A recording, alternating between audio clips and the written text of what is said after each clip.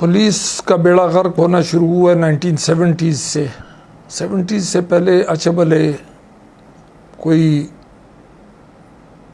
माशरे को सही रखने के लिए पुलिस के काफ़ी एफर्ट्स थे। 70s में जिस वक्त भुट्टो साहब ने आके पहले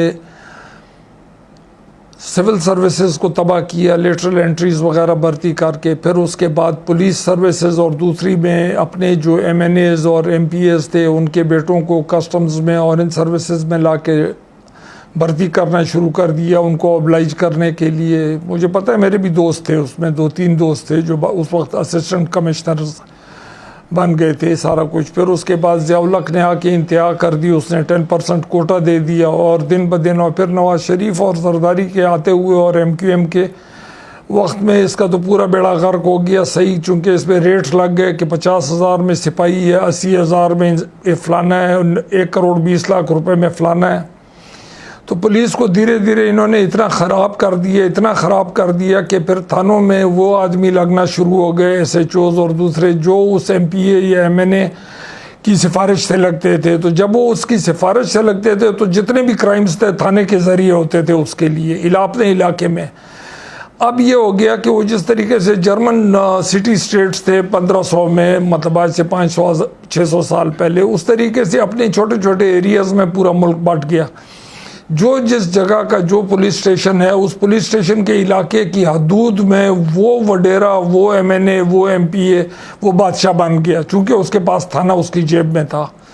अब थाने को जब उसने जेब में कर लिया और उसके साथ मतलब इंतहा ये हो गई कि जो गवर्नमेंट आती थी वो, मिसाल के तौर पे अब चाहे PMLN थी, चाहे PMLN के बाद, अच्छा मुझे जो सारे वक्त में याद आता है, एक जुनेजो साहब की गवर्नमेंट थी जो 85 से लेके 88 तक थी। जुनेजो साहब के वक्त में वो शरीफ आदमी था, बेइज्जत, बहैसियत इंसान बाइज्जत आदमी था। ये दूसरे तो हमारे लीडर सारे बेइज्जत लोग थे, इनको तो आगे पीछे किसी चीज़ की कोई वो नहीं थी, शर्म हया किसी चीज़ की नहीं थी। इनका काम तो सिर्फ ये था कि लूट कसूट करो, ठेके सारे कमीशंस पे दो, लूट मार करो और मुल्क से बाहर पैसा भेजो।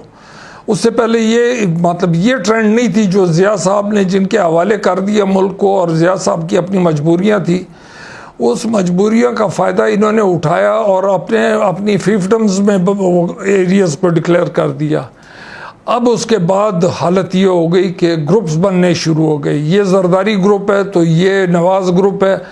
वो जो 5 साल लूट मार पुलिस अफसरान करते थे, वो फिर जिस वक्त जरदारी की हुकूमत आती थी 3 साल 2 साल के लिए, चूँकि ये करप्शन पे गवर्नमेंट सारी ठुडा हो जाती थी, तो फिर वो साइड लाइन बैठ जाते थे, वो OSD हो जाते थे। फिर जब उनकी गवर्नमेंट आती थी वो फिर सारे SSP Lahore, SSP कारियाँ, SSP Faisalabad सारे लग जाते थे। फिर 2 साल अपनी अच्छी भली आमदनियाँ करते थे।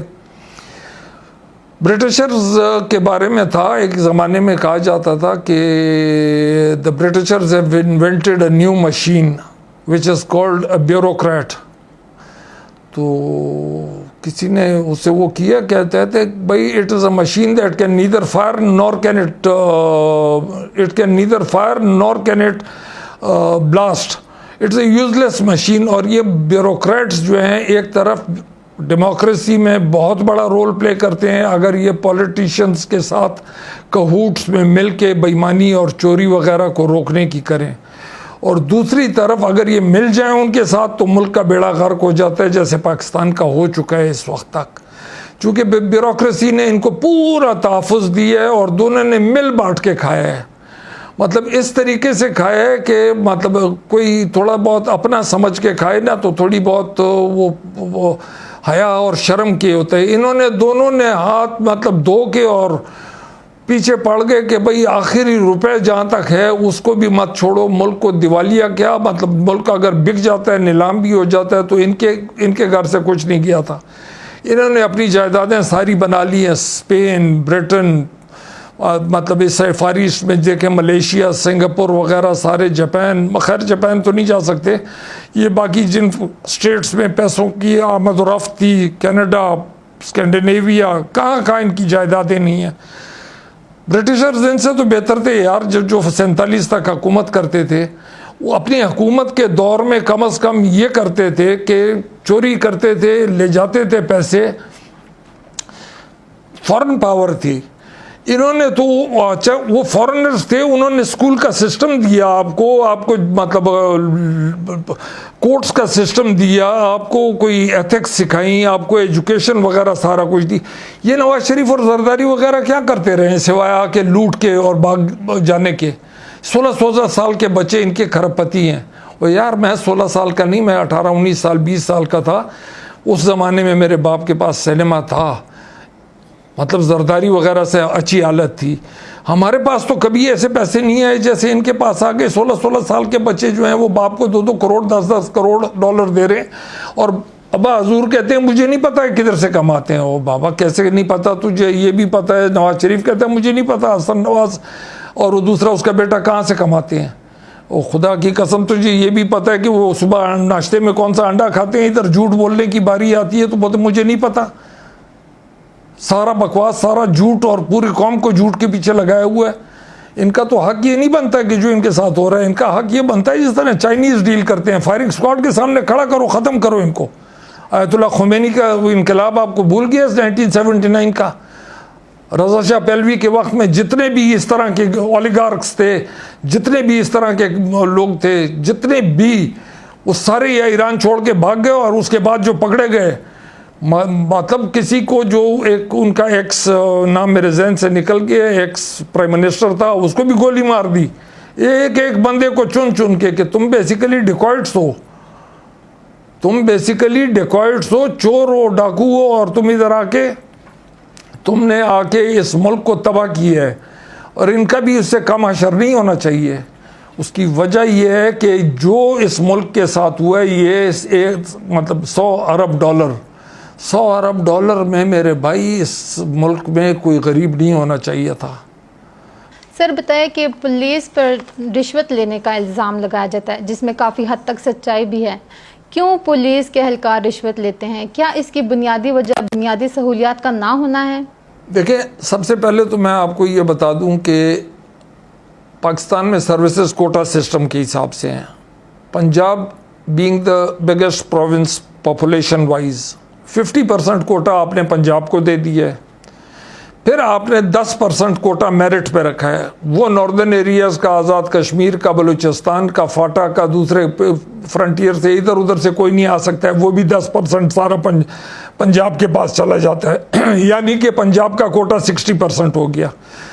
10% मेरिट का उसके पास चला गया, 60% हो गया। फिर 10% आर्म्ड फोर्सेस का हो गया। अब जब आर्म्ड फोर्सेस में सारे जर्नैल ही, मैक्सिमम जर्नैल सारे के सारे जितने भी हो सकते हैं वो सारे पंजाब के हैं, तो उनके एडीसीज वगैरह आते हैं, उनके जो साथ घर में काम कर रहे होते हैं। जिस तरीके से ये जो है सफदर, ये नवाज शरीफ का सन इन लॉ, ये मतलब प्राइम मिनिस्टर के साथ काम कर रहे हो तो डीएमजी में आ गए। इसी तरीके से सारे एडीसी सारे डीएमजी में आ गए। अच्छा, पुलिस का कोटा मतलब सर्विसेज का कोटा पंजाब ने 70% ले लिया। अब जब 70% को आप बकाया मुल्क में बेचते हो, इम्पैक्ट उन्हीं की कारकर्दगी से पड़ता है। पंजाब की पुलिस की हायरार्की ने पूरे पाकिस्तान की हायरार्की को, पुलिस अफसरान को, मातहतों को करप्ट करके रख दिए है। 100% पंजाब के सीनियर अफसरान का हाथ है पूरे पाकिस्तान की पुलिस को करप्ट करने का। चूँकि ये लोग हर महीने अपना लिफाफा हर एसएचओ से मांगते हैं, हर एसएचओ को इनको कुछ देना पड़ता है।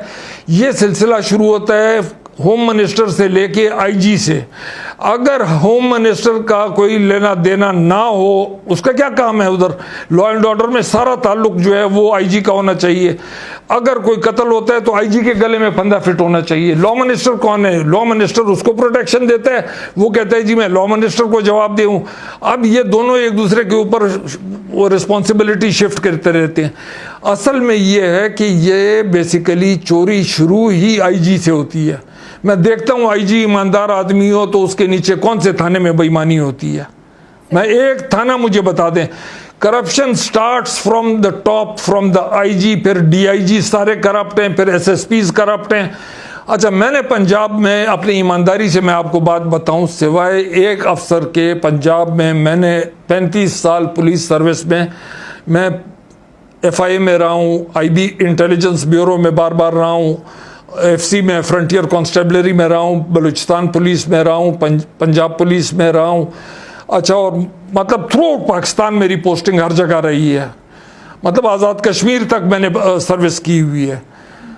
जितनी करप्शन है पुलिस में, इसका जिम्मेवार किसी और को मत ठहराएं, इसका जिम्मेवार पंजाब का पॉलिटिशियन है और पंजाब के पॉलिटिशियन के साथ पंजाब का पुलिस अफसर है। चूँकि हमारे पास तो अफसर आते